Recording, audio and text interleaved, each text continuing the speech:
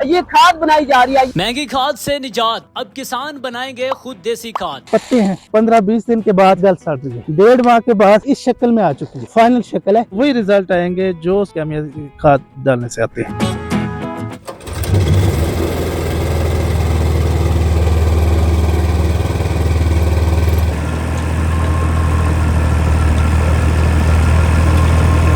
नासिन देख सकते हैं कि ये मशीनरी जो है वो यहाँ पर लगाई गई है, जो कि देसी तरीके से जो खाद बनाई जा रही है। ये वेस्ट है, इस वेस्ट को जो है वो जाया नहीं किया गया, जो कि आपको महंगी खादें मिलती हैं उसके बदले में आप इसको जो है वो खाद के तौर पर इस्तेमाल करें, अपनी फसलों को जो है वो बेहतरीन बनाए, अपनी जमीन को बेहतरीन बनाए। ये देख सकते हैं ये मशीनरी जो लगी हुई है, ये खाद बनाई जा रही है। ये सारा कचरा है और इस कचरे को जो है वो खाद में तब्दील किया जा रहा है। ये देख सकते हैं कि इसमें सर ये जो चीज डाली गई है ये क्या इसमें मिक्स किया गया है?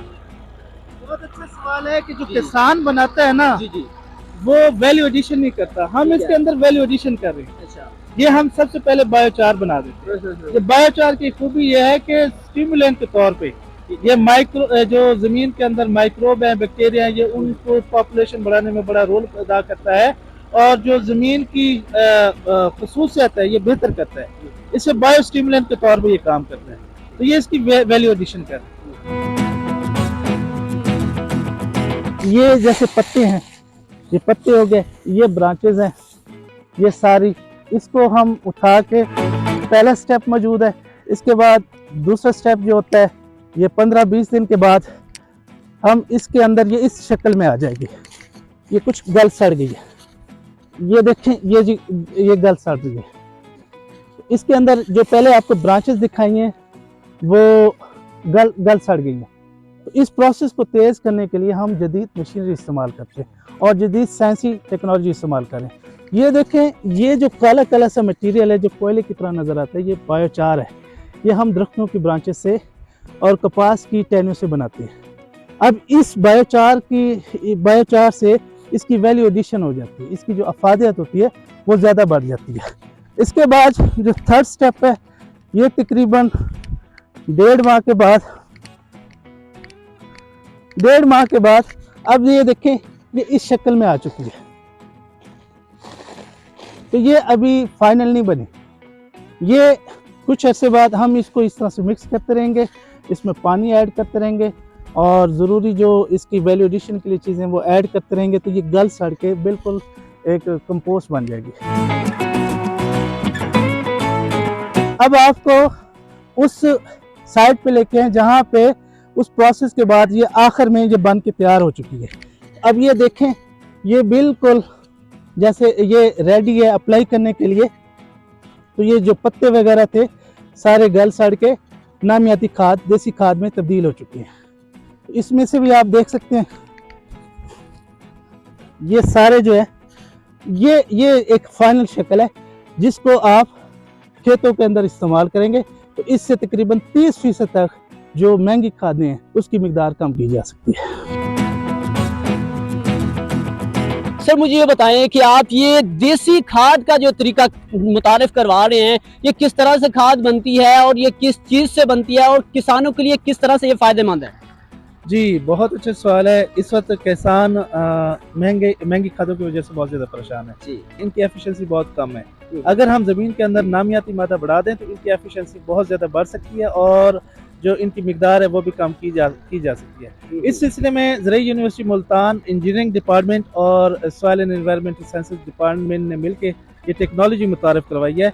ये यूनिवर्सिटी के अंदर जितनी भी फसलों के बाकियात हैं वो इकट्ठी करते हैं, दरख्तों की जो ब्रांचेज हैं जो कांच प्रूनिंग के बाद मिलती हैं वो भी इकट्ठी की जाती हैं और जो स्टाफ कॉलोनी है या उसका कचरा वगैरह किचन का कचरा इकट्ठा करके हम साइट पे लेके आते हैं। अच्छा। सबसे पहले जो ब्रांचेस होती हैं हम उसको श्रेड कर लेते हैं, एग्रीकल्चर मशीनरी इस्तेमाल करके उसको चूरा बना लेते हैं। ठीक है। और जो कुछ ब्रांचेस को हम बायोचार में तब्दील कर लेते हैं। फिर हम इसकी वेंट रो बना के इसका कंपोस्टिंग जो प्रोसेस जो होता है, कंपोस्टिंग का प्रोसेस उसको हम फास्ट करते हैं। इसके लिए भी हमारे पास जदीद मशीनरी मौजूद है, जैसे कि आप देख सकते हैं पीछे वो मशीनरी चल रही है। ये उसको थॉरोली मिक्स करती है। मिक्स करने के बाद ये एक देसी खाद में या नामियाती खाद में तब्दील हो जाए। सर ये कितने स्टेप हैं और ये जो प्रोसीजर किया जा रहा है इससे पहले क्या किया जाता है और इसके बाद क्या किया जाता है और फाइनल प्रोसीजर जो है उसमें चीज किस तरह से तैयार होती है? जी, सबसे पहले तो इसमें मैंने जैसे बताया कि आप इसमें वो ब्रांचेस जो है उनको छोटे छोटे पीसेस में तब्दील कर लेते हैं। ठीक है। दरख्तों को वो विंड रो में रख के उसमें आप पानी डाल के उसको गलने सड़ने के लिए छोड़ देते हैं। ठीक है। लेकिन ये गलने सड़ने का जो प्रोसेस होता है 3 से 4 माह लेता है। अच्छा। हम जो टेक्नोलॉजी मुतारफ करा रहे हैं, हम इसके अंदर ऐसे कुछ नाइट्रोजन कुछ और सोर्स डालते हैं, बायोचार डालते हैं और ठीक है। इसको जदीद मशीनरी को इस्तेमाल करके जो गलने सड़ने या कंपोस्टिंग का प्रोसेस है उसको शॉर्ट कर लेते हैं। ठीक है। अच्छा, इसके बाद इसकी जो फाइनल हम इसकी CN रेशो चेक करते हैं। ठीक है। यानी ये चेक करते हैं कि ये प्रॉपर गल सड़ गई है या नहीं गली।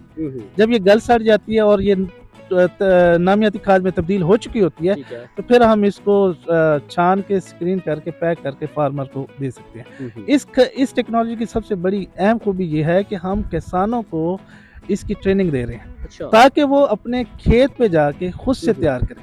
अच्छा। आमतौर पे किसान क्या करता है, जो उसके पास गोबर मौजूद होता है, गोबर को गिलास लगा लेता है, उसकी वैल्यू एडिशन नहीं करता। अच्छा। हम इसमें क्योंकि किचन का वेस्ट इस्तेमाल कर रहे हैं, दरख्तों ठीक की है। ब्रांचेस इस्तेमाल कर रहे हैं, लॉन का जो वेस्ट है वो इस्तेमाल कर रहे हैं, गोबर इस्तेमाल कर रहे हैं, बायोचार इस्तेमाल कर रहे हैं, तो इसकी वैल्यू एडिशन हो जाती है। ठीक है। तो यानी इसके अंदर आप कह सकते हैं कि मुनासिब मिकदार में जो ज़मीन की हेल्थ के लिए, सेहत के लिए इज़ाद चाहिए वो इसके अंदर मौजूद होती हैं। ठीक है। अच्छा सर, जो कीमियाई खाद है वो इस वक्त किस रेट पर जो है वो हासिल की जा रही है और उसके मुकाबले में ये किस तरह से जो है वो किसानों को फायदा देगी और कितना ये डिफरेंट है उसमें? इस वक्त तो रेट की बात ना करें क्योंकि जी। शॉर्टेज है, किल्लत है। अच्छा।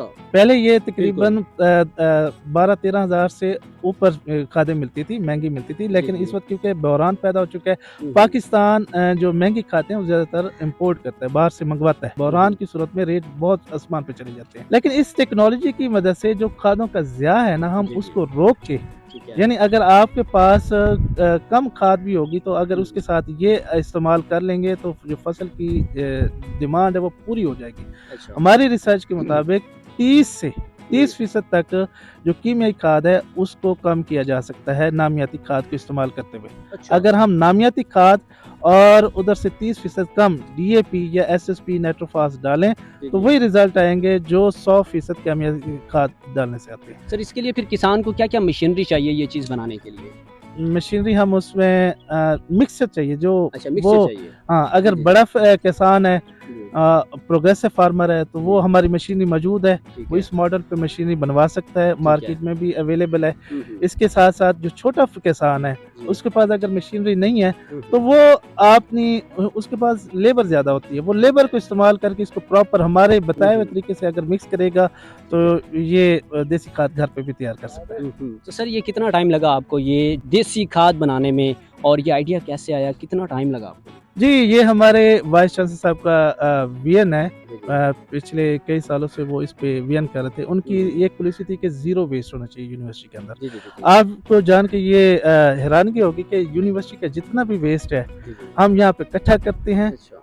ये पिछले 10 सालों से हम इधर इकट्ठा कर रहे हैं। उनमें से जो गलने सड़ने वाला मटेरियल जिसको हम नामियाती खाद में तब्दील कर सकते हैं हम उस पर तब्दील कर रहे हैं। पहले हम रिसर्च बेसिस पे कर रहे थे, हमने रिसर्च से और इसके प्रोसेस को, मशीनरी को स्टैंडर्डाइज किया है। अब हम हमारा अगला स्टेप है किसानों को इसकी अवेयरनेस दें, आगाही दें और उनको ट्रेनिंग दें ताकि ये मुल्क की सतह पे देसी खाद बनाने का प्रोसेस अच्छा सर, ये जो देसी खाद बनाई गई है ये ना होती, इसके अलावा कीमियाई खाद का आपको कितना खर्चा करना पड़ता है इस पूरे जो कि यूनिवर्सिटी में जो फसलों के लिए इस्तेमाल किया जाना था और वो कितना खर्चा बच चुका है? 30% तो अब कीमत कम होगी। अच्छा अच्छा।